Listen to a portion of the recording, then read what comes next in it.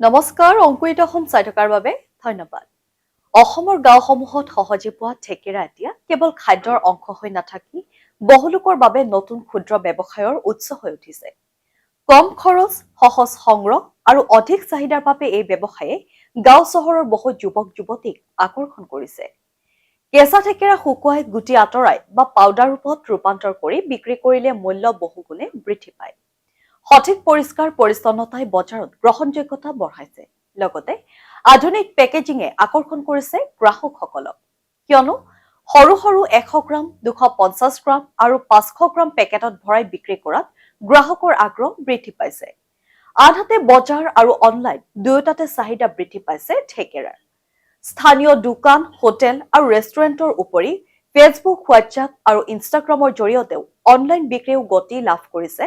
ব্যৱসায়ীসকলৰ মতে কেঁচা ঠেকেৰা সস্তা দৰত সংগ্ৰহ কৰি প্ৰচেছিং আৰু পেকেজিং কৰিলে 2 পৰা 3 গুণ পৰ্যন্ত লাভ কৰা সম্ভৱ।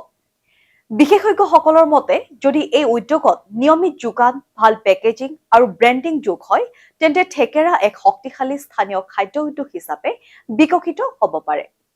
আনহাতে ই এবিধ অত্যন্ত ঔষধি গুণসম্পন্ন ফল। ইয়াৰ ৰোগ প্ৰতিৰোধ ক্ষমতা অত্যন্ত বেছি। টেঙা এই ফল বিশেষ উপায়ে সংৰক্ষণ কৰি ৰখা হয়।